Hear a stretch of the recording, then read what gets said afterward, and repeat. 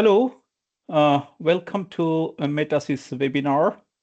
This is the third of the series. Today, the presentation is from Dr. Mark Bankhead. He is a capability manager at the UK National Nuclear Laboratory.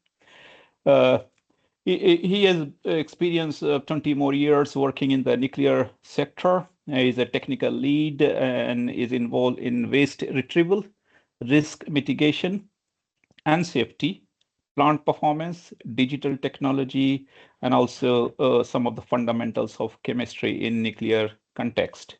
Currently, he is the lead of NNL in nuclear heat.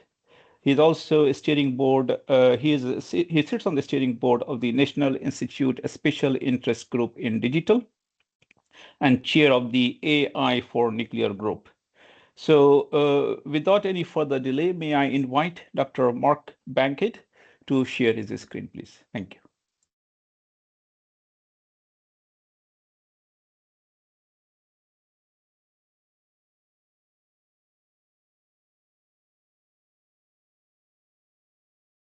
Yeah, we can see. Thank you.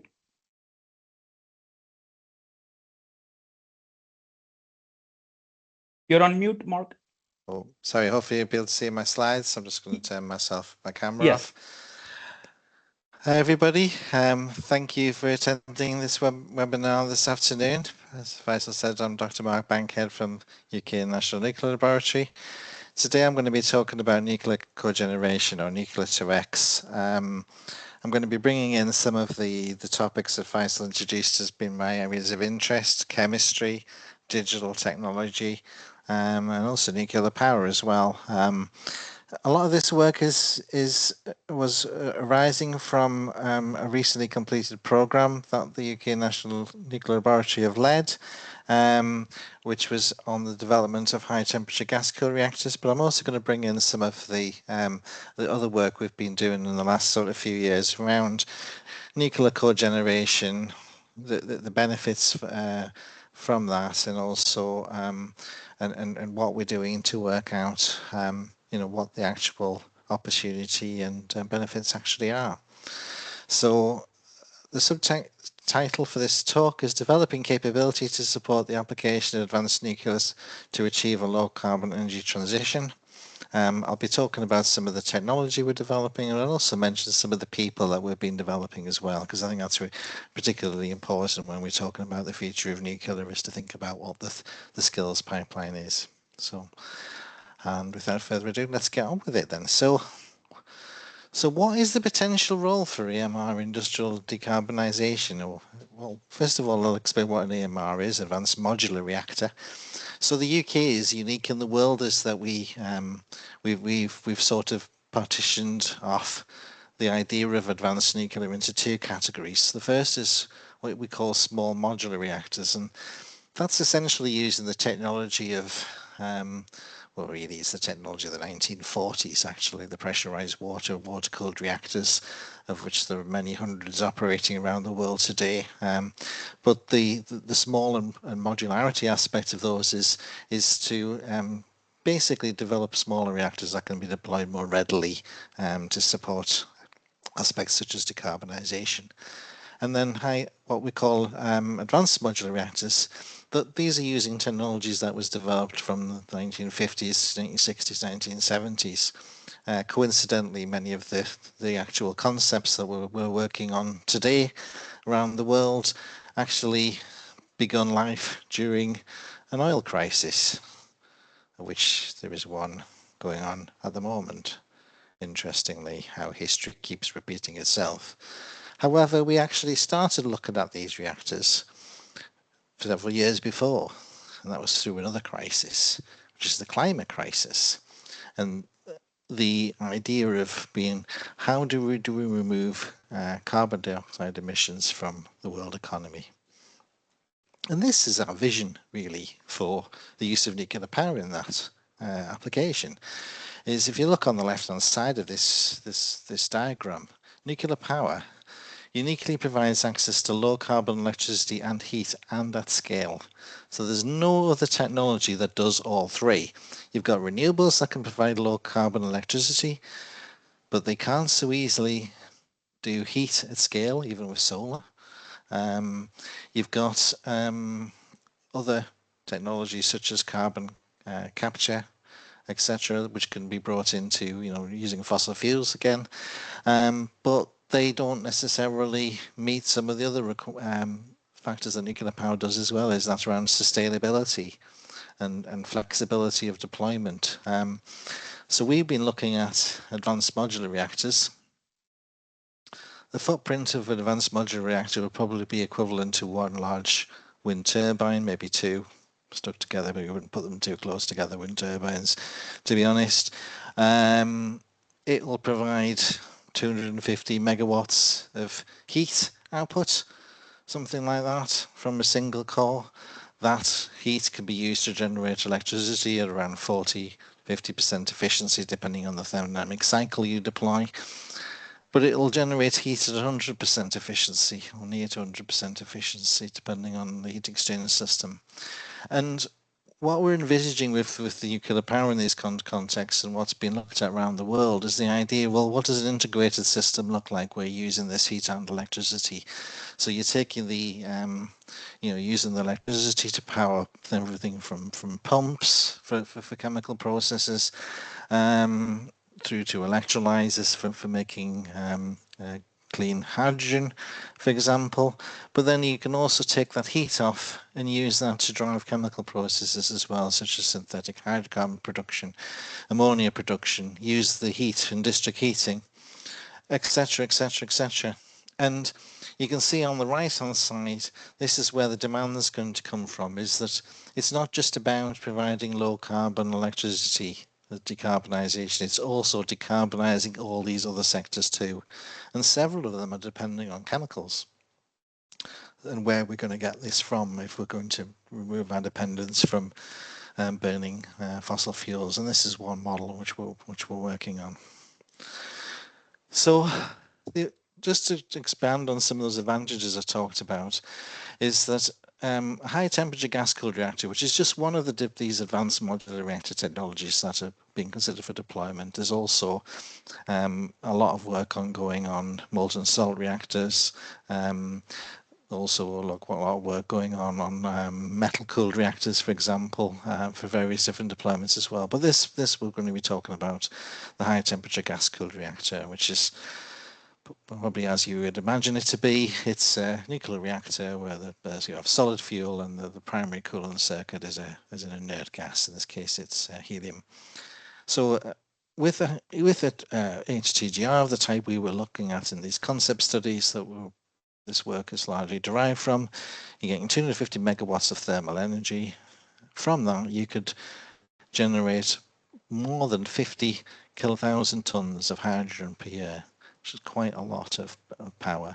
This is for a reactor that would probably operate on something like an 18-month, say, duty cycle before you would shut it down for maintenance or refueling.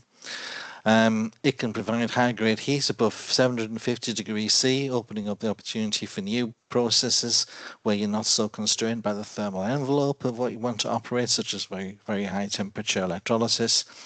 You've got the high capacity factor due to the we mentioned just before, potentially up to 18-month duty cycles, operational factors, with reasonable of high availability factors as well. The traditional view of nuclear, advantages of nuclear is it can operate when the wind isn't blowing or the sun isn't shining, which is true. There's some other advantages as well of advanced nuclear. It's the potential to sustain hundreds of skilled jobs in industrial sectors, and to build an industry in the United Kingdom as well. So the UK government is very interested in this technology because they're interested in building the supply chains to attract foreign investment to actually build nuclear in the UK, but also design and build nuclear reactors in the UK, which could be exported to specific countries around the world as well. Those skilled jobs can deliver regional growth, which is very attractive, particularly to areas which suffer from high unemployment or deprivation.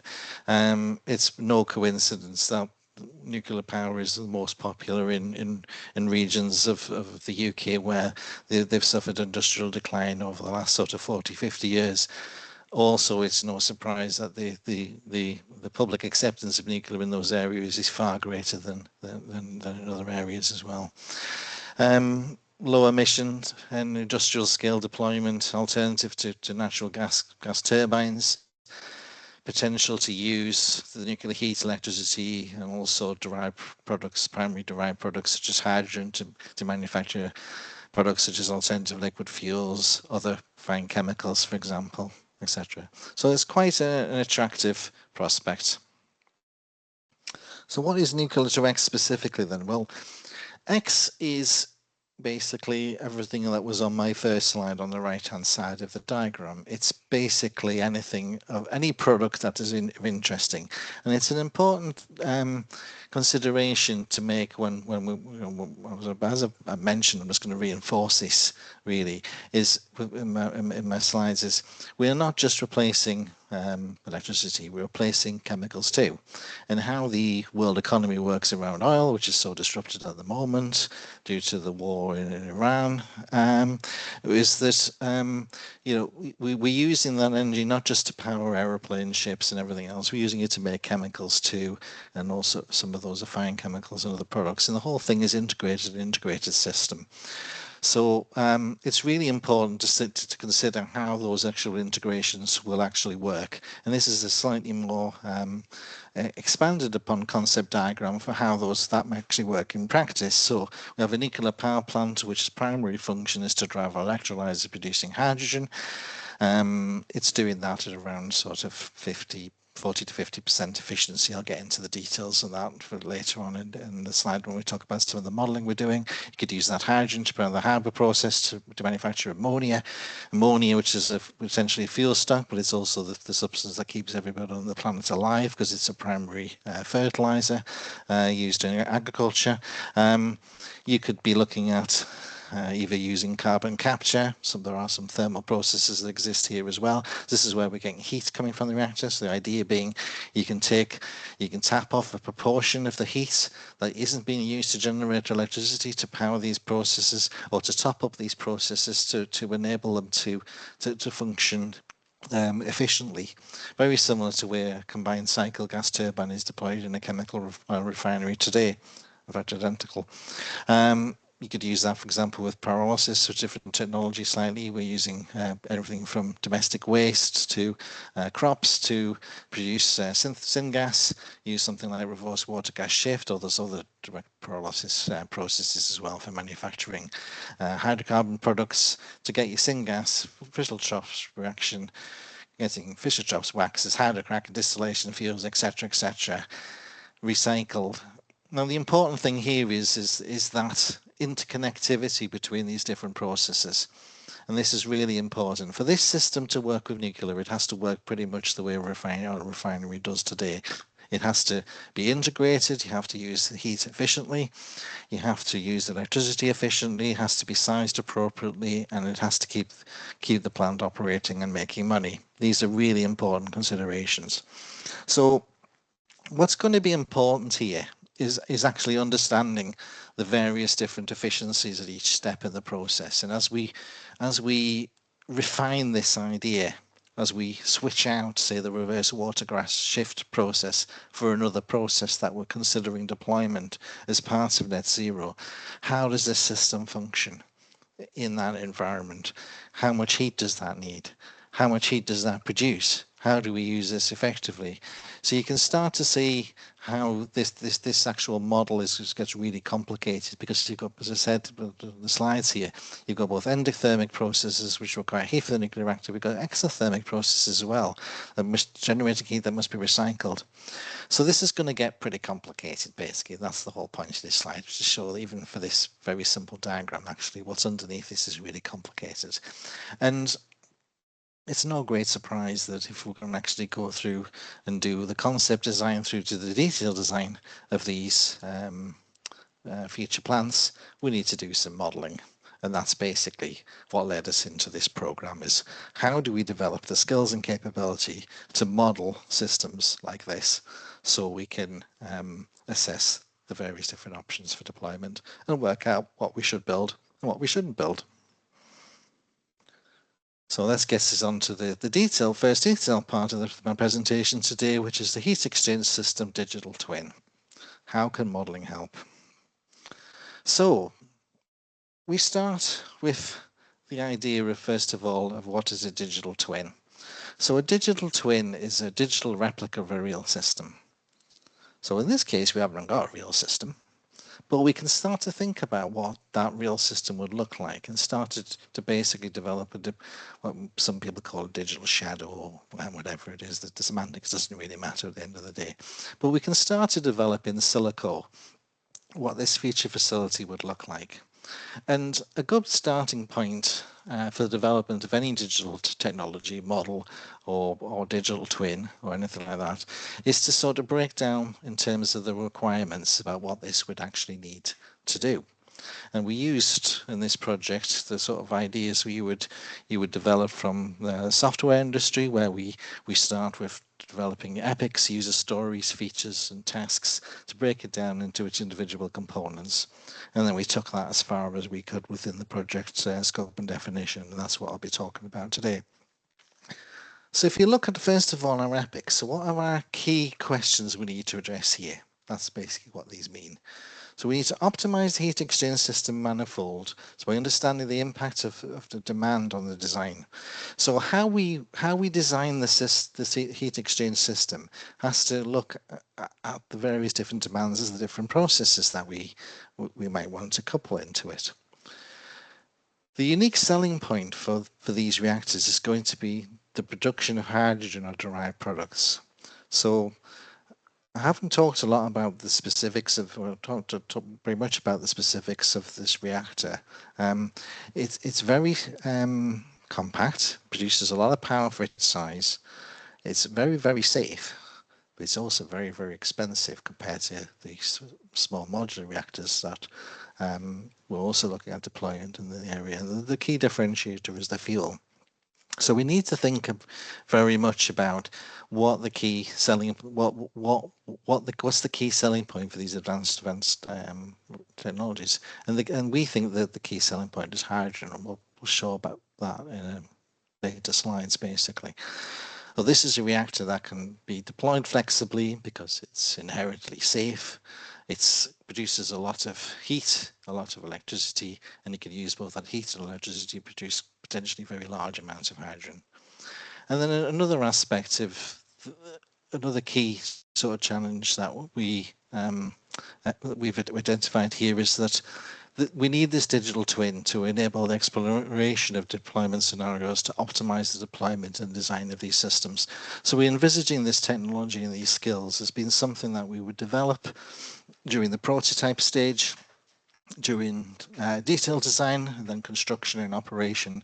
We develop this technology with it such that it could be replicated across various different scenarios, some of which not actually following a strict template, i.e. using a set approach to make hydrogen or some other derived product, but adapting to the local conditions and the local needs. And what do we need this digital platform to do? Well, number one, we need it to optimize. So we need the ability to assess different designs and work out which is the best one. We need it to be modular. So we need the software to consist of components that we can bring together to represent the various different deployment options that we could consider for this reactor. It must represent a range of possible use cases. So, for example, different end user demands, end user pulls for different products, flexible operation, these sorts of aspects. And finally, this must integrate with a wide range of different data sources, because ultimately, as we take this forward into detailed design, we might have to work with suppliers of lots of different other technology components. So we need to have an open architecture, and it needs to be inherently collaborative in nature. Okay, so that's basically what we mapped out for what the digital twin should look like. Another part we introduced to this is, well, basically, how do we develop this digital twin in a program concept? And we brought in, we're working with the Centre for Modelling and Simulation, who are who support engineering simulation projects across defence and automotive sectors predominantly. And what they've been using in the sector is the idea of what we call model-based systems engineering. And I'm not going to talk a lot about this today, but it's something that's really important, and it's something that we've baked into our program as really from the outset as being the philosophy for how we move things forward. And the idea being is that starting from the requirements, we develop system models which basically represent how this is going to function. We develop subsystem models which describe in detail how those individual components, unit operations actually function. And then underneath that, we have detail models which we will then describe, for example, core aspects of the chemistry and physics of each individual processes. Now, the work I was leading in this program, what we called Technology Development Program, TD1, was associated with the development of the system models and the subsystem models, and that's primarily what we're talking about today. And that's what we got in terms of how we've developed this so far. We've developed the most detail in those different areas. We've also started to build capability up in the more detailed models and everything else. Now, coming alongside that, and this will be an opportunity for things in future work, we would need also to link that into practical studies, for example, separate effects studies for looking at the detailed models, integrated tests for example, understanding how we would couple a nuclear reactor to electrolyzer, for example, and the practical aspects of that, through to large-scale trials and deployment. And this is really the philosophy for the work that we've been doing in each applications, basically, is to follow this model, the systems engineering V. And I'll be talking today about the system modeling that we've been doing as part of that. Okay. So I mentioned this early on, just to explore the detail for those of you not familiar with a digital twin. A digital twin is a digital representation of a real-world asset that features two wavelength coupling to assess its performance. The idea of a digital twin is to improve through life cycle performance and optimization of physical assets. So areas you might want to study, I've touched on these before: process control, throughput optimization, safe operation, and asset management.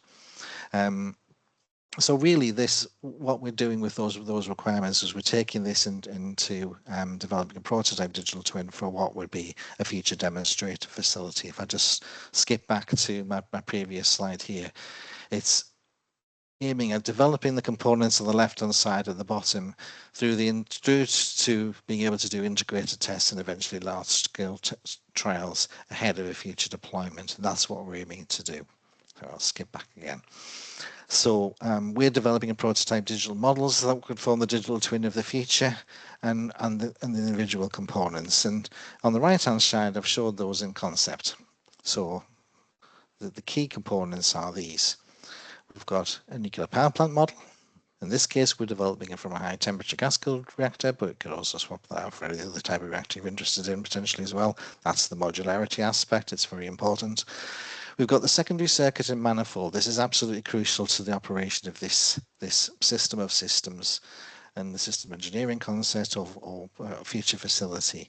And what that's doing is basically it's sending the heat to the processes, but also electricity distribution as well will be inherent within that as well. And then we need models of the various different energy use cases.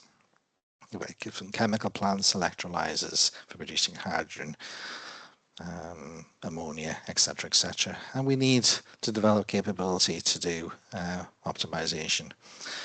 In future work, we want to integrate this with the real world, and we'd start on a small scale. We've actually started a PhD at Teesside University doing this as a spin-off from this project, where we're going to deploy simple hardware in the loop components within this as well. And the idea being is that you have physical hardware which represents some of the aspects of the coupling between these systems. In this case, we're going to be at the PhD, we're going to be using a nuclear power plant in the software, and we're going to be coupling it to an electrolyzer in hardware. So that's one technology that we can use, hardware in the loop, and we can build up over time that complexity, eventually moving up to the development of a future demonstrator for use of these reactors to power decarbonisation. So the concept of integration of system of systems. Well, it's really down to this idea, and I've mentioned this term before, I'm going to start explaining a little bit more about what the manifold is, basically the heat exchange system manifold. It's basically just the means of distributing the heat.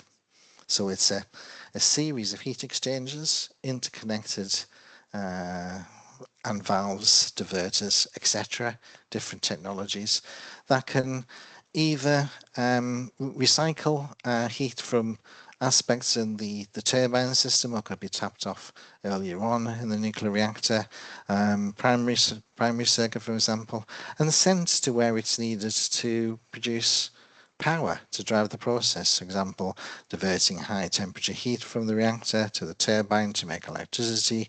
Electricity can be sent to the grid or can be sent to electrolyzer for making hydrogen. This is a simple concept here.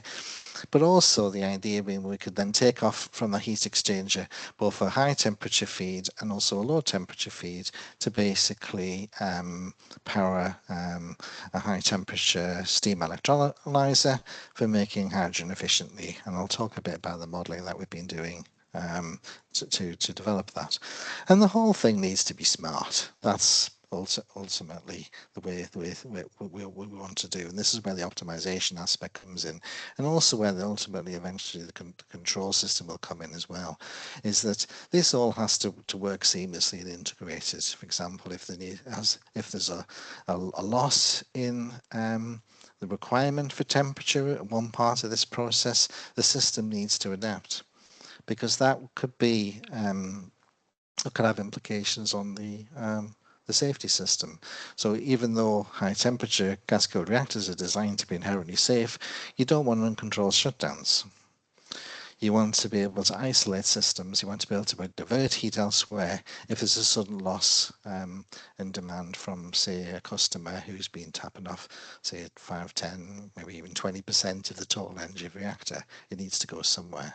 This is a thermodynamic system as well as a software system. Everything's coupled. We can't send heat one way with laws of thermodynamic supply, and we basically need to understand how things will operate from that aspect as well. Okay, let's moving on. Let's delve into X a little bit more. So X equals hydrogen or alternative liquid fuels and products. Right, let's start first of all with hydrogen. So very roughly,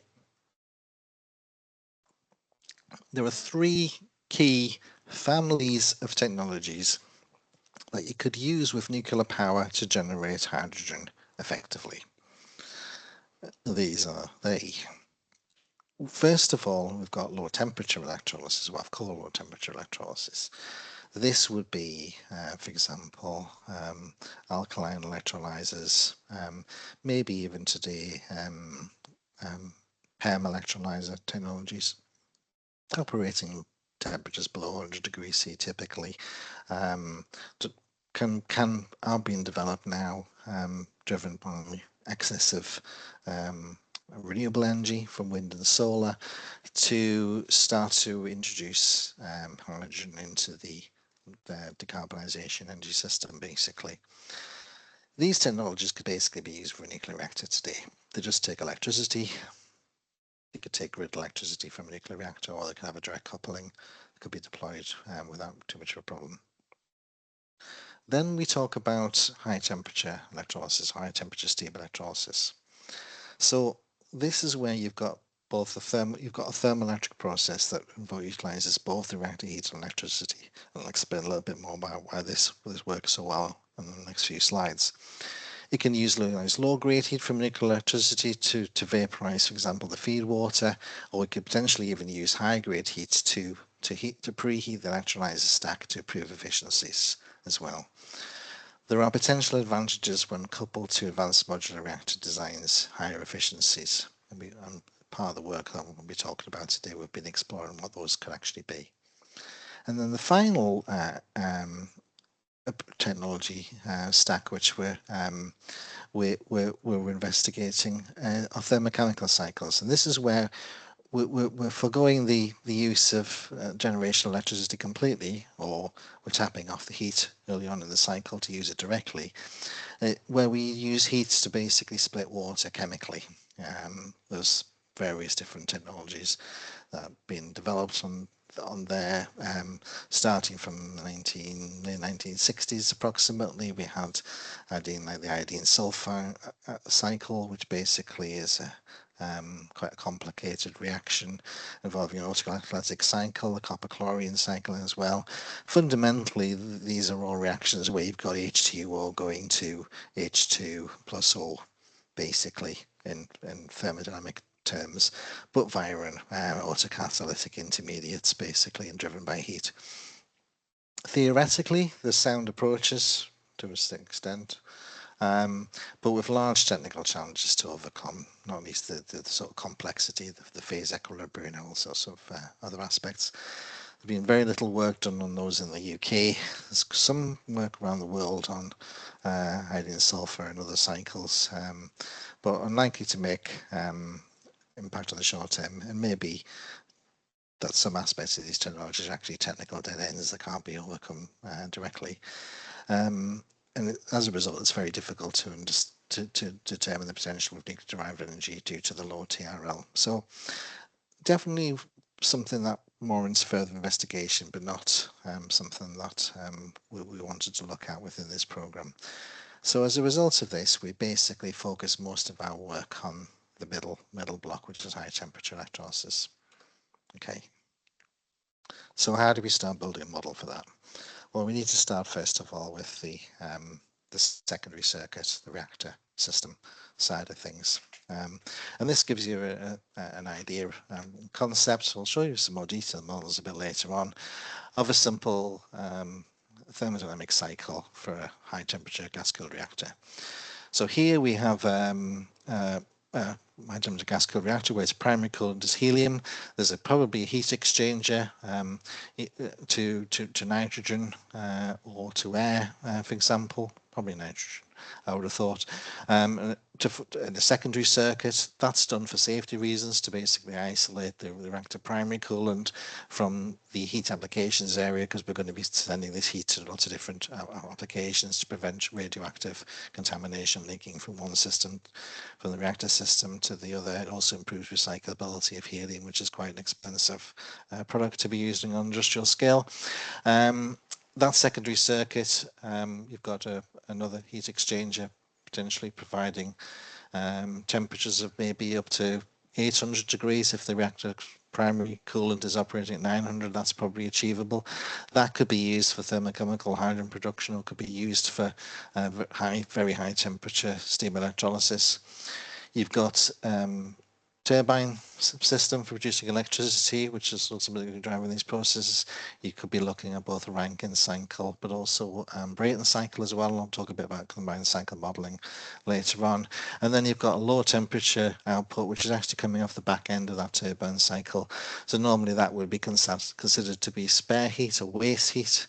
Not really waste heat, but you can actually take off a proportion of that heat with minimal cost to the overall efficiency of this process, and that could be used, for example, to act as the primary or feed heating system for hydrogen production, and we'll see the impact of this later on.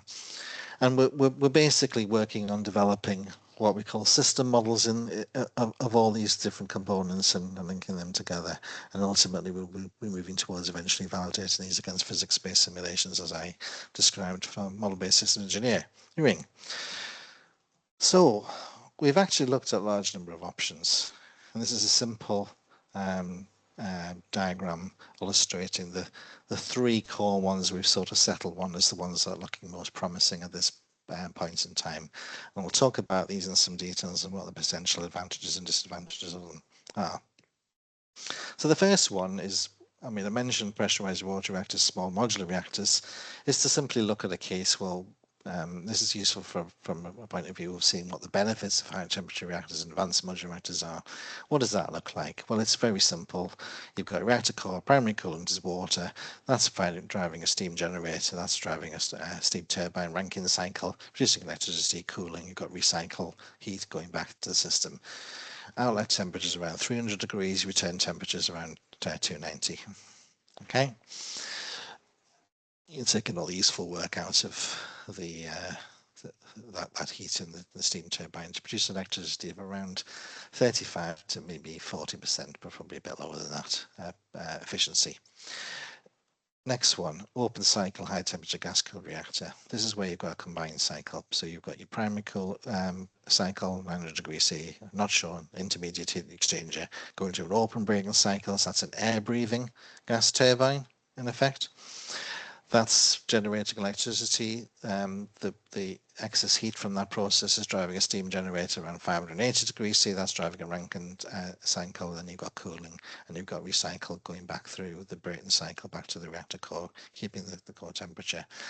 That, as you'll see later, that can generate electricity at much higher efficiencies than the pressurized water reactor, 50 odd percent, up to 55% maybe, depending on the process. What's nice about that different technology is that it's nice and simple. You could probably buy all those components off the shelf today. It's a standard gas turbine. It's a standard Rankine cycle turbine. The actual power generation plant would be a significant cost of the overall plant for the nuclear reactor. And then finally, we've got a cold cycle HTGR. That's basically where you don't have the losses to the atmosphere, so you've got improved efficiency. You can get extra electricity produced from this cycle, as I'll show you later. The downsides are that's specialist technology. There's no off-the-shelf technology we can buy today to do that. So we'd have to develop the Brayton cycle turbine exclusively for this reactor, which would add cost to the system. But that'll give you an extra bit of performance. And those are the three systems we're looking at. Detailed models. I won't go through all these in detail, however, but I'll just give you an impression of as to what we've actually been doing. So each of these models we've developed using basic process engineering principles. Basically, we've developed all our models in software called, well, it was GPROMS, it's now GProcess from Siemens PSA. This is an example of one of the, I think this is the open cycle gas turbine. Yes, I think it is. So basically, where you've got a nitrogen loop feeding oh, sorry, this is a closed cycle one. So you've got a nitrogen loop feeding the Brayton cycle turbine, steam generators in the sequence, etc., etc. You can see from this, basically what we've done is we've built this up in a standard engineering way using standard components, looking at each of those different modules. And what we've done is we've recreated this for all the possible scenarios which we're looking at, which are the three that I've talked about on the previous slide. We can, of course, because these models are very rapid to develop, because we're using standard libraries, for example, for the turbines, etc. We can modify some of the correlations, coefficients. We can change all the physical properties depending on what coolant gas we want to use, flow rates, etc., etc. We've got a great deal of flexibility how we do it, but we can build these models fairly rapidly. To be honest. So if we want to introduce further cycles down the line to look at different optimization approaches, I think on paper we've considered well over a dozen different thermodynamic cycles which could be used in this case. In theory, we could create them all in software, which is really great because it allows us to examine what the benefits and the disbenefits of each are. And as we start adding complexity, what we think might be the right answer might actually prove to be the less optimal solution. So I did promise you an explanation as to why high temperature steam electrolysis is really works really well with nuclear, and it's really very simple. Is that well, you've got multiple things at play here. Well, essentially you've got an electrolysis process, so you get lower resistances, higher performance at higher temperatures, okay? But it's mostly down to thermodynamics, to be honest. As you go to higher temperature, the amount of electricity you need to put electricity in to split water into hydrogen and oxygen actually does go up. However, overall, the voltage goes down dramatically. So the overall increase in performance is beneficial. So the higher temperature you can operate it at, the more efficient it becomes.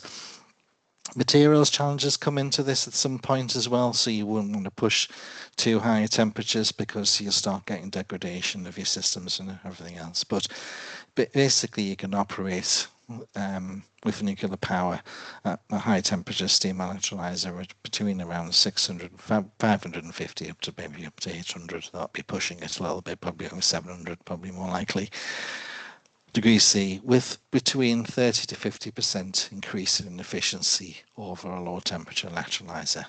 And that is what's interesting about this different technology. Okay. So here is our simplified view of our high temperature steam electrolyzer model that we've constructed. We've actually had different variations of these we developed over time. So you've got two feeds, which I've talked about this coming in from the reactor. You've got a high temperature feed of up to 750 degrees C, just located in the middle of this process diagram, which is providing that heating to the actual electrolyzer stack core itself. And we've got the low temperature, which is coming off the back end of the Rankine cycle turbine to basically preheat the water, the steam generator for the production of the process. The actual water loops here are decoupled from the water coolant of the reactor. That would be for both chemical reasons, to make sure there's no impurities coming into the system, but it's actually mainly for thermodynamic efficiency. You've got coupled in with this, you've got the recycling for heat. So, for example, the cooling water, the purge, etc. You produce hydrogen and oxygen from the stack, and this is what we've created and mocked up in the software to represent our electrolyzer model. If we take that model and we combine that with our three different cycles we've looked at, we get a picture like this. So this is preliminary work. We're hoping to publish this in a few months' time, completing the paper on this as we speak. Let's just give you an early sight of these results. And we've actually found that actually we can push beyond the sort of efficiencies that we first believed through the choice of different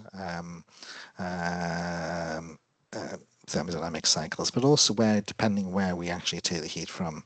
So if we take our pressurized water reactor case, when we take our spare heat from the low pressure turbine, second stage low pressure turbine, to preheat the electrolyzer, stack up solid oxide electrolyzer, generate hydrogen, we can produce around 1750-ish kilograms per hour of hydrogen from that reactor. This is all at 250 megawatts, I believe. If we take our yellow, we've got our open cycle combined Brayton and Rankine gas turbines. You can see that overall efficiency, if we take it off the low pressure turbine second stage, we're getting more than double the amount of hydrogen produced per hour for the same reactor. This is because we're using the waste heat more efficiently. It's taking full advantage of the thermodynamic diagram for hydrogen production. If we actually take off the heat from other places in the cycle, and you can start to see how we can potentially optimize the designs for that, we can actually push this even further, getting an extra 2, 3, 4, 5% efficiency. If we look on the right hand side with our closed cycle, we get a jump again. So here we're getting nearly at the right hand side, we're getting nearly 3 times as much hydrogen per megawatt from this reactor cycle, just through clever reuse of heat and optimization of the cycles. The disadvantage of the closed cycle, as I mentioned, is the potential complexities. The technology doesn't exist, but you can start to see here that, you know, as an engineer, you've got options here. You can look at how and where you take off the heat from a thermodynamic cycle, and you can make a choice based on operational efficiencies, impact on design, cost, operational factors, etc., etc., etc. You can trade off one against the other. You know, perhaps one factor when we start looking at it could be ease of implementation. It gives you a technology roadmap, this. So you could, for example, you could say, well, okay, I don't think I want to make the business case to go to a closed cycle turbine straight away, but I'm going to go with the open cycle turbine. I know I can build that very rapidly. I could probably build and operate those by the 2050s. It might take me another 10 years, 20 years to develop my closed cycle turbine, but I'm gaining an extra sort of 10-15% efficiency. That's my business case there. Is it worth the investment? That would need to be determined. But so now you can sort of see that the power of this modeling, what this modeling can do. We can not only work out what the best option is for the coupling, we can also work out what a technology roadmap might look like for this technology, such that it's not a dead end. There's somewhere to go in the future developments that could be made to improve efficiencies even further. In terms of, I haven't got the comparison, I don't think so anywhere on these slides, comparison to offshore wind, but roughly speaking, offshore wind is roughly comparable with the pressurized water reactor, high temperature stable electrolyzer system. Wind does slightly better. So this is beating green hydrogen basically quite nicely. With the other advantages of nuclear. So, I mean, would you see hundreds of these reactors deployed in the UK? Probably not.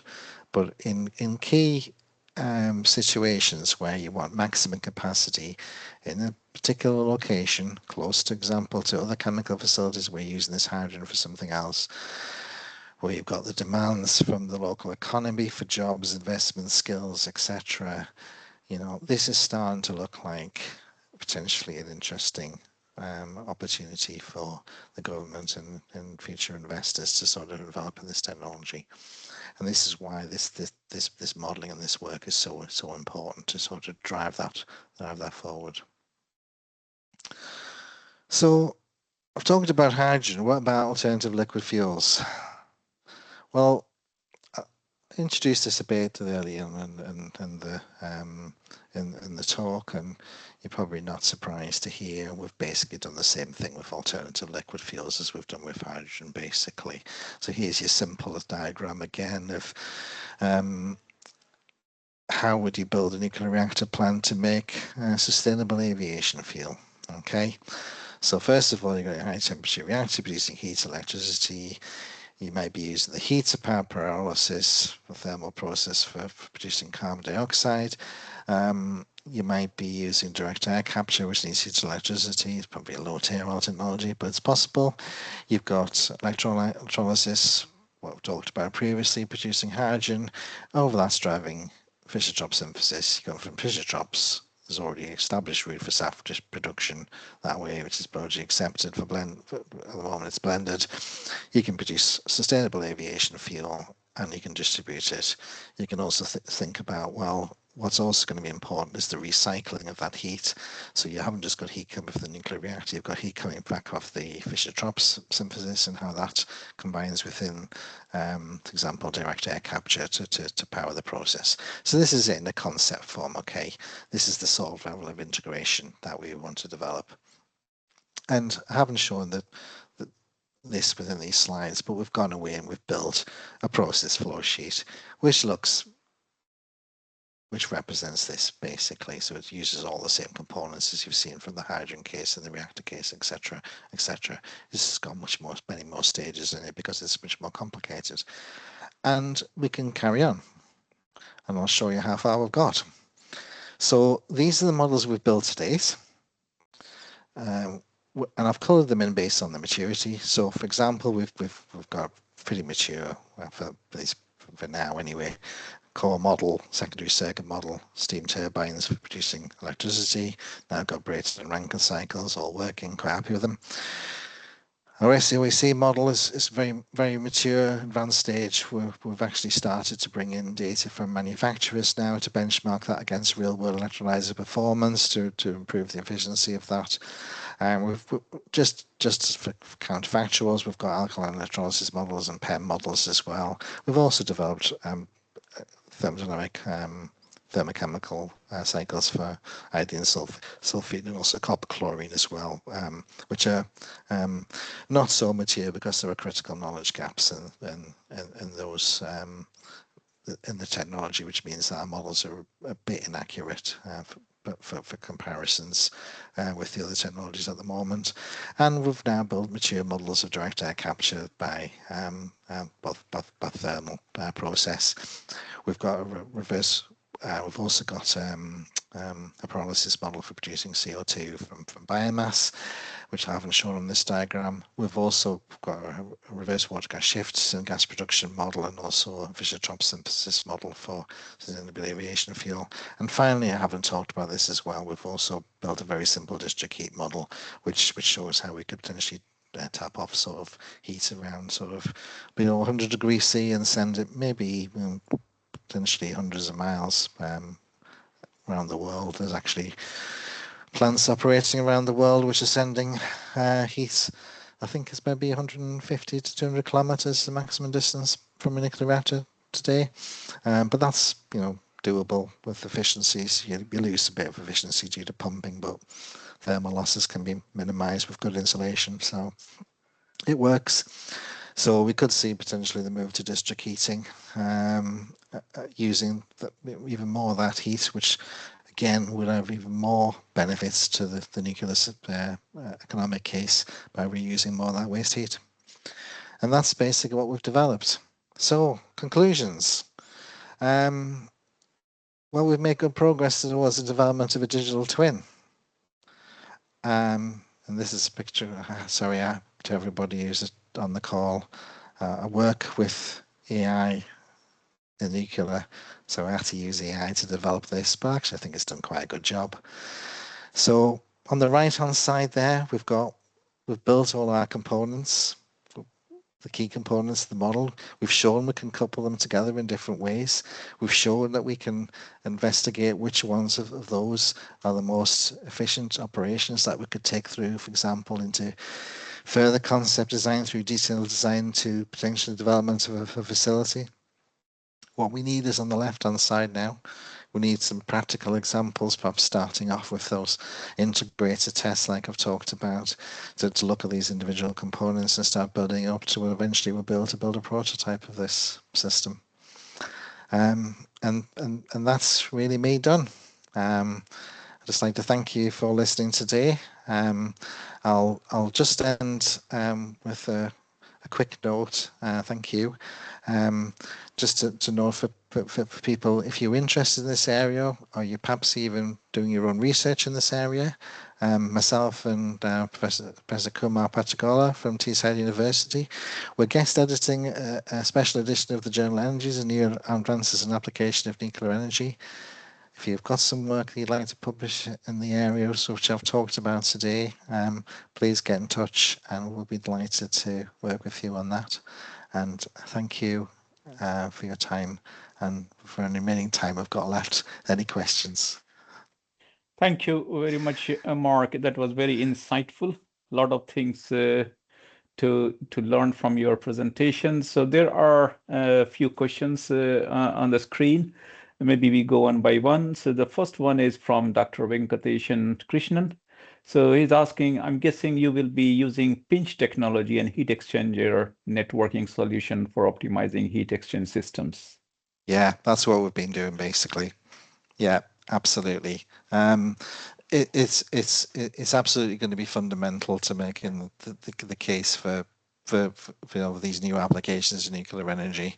That's probably where a lot of the R&D needs to go in as well, shall we say?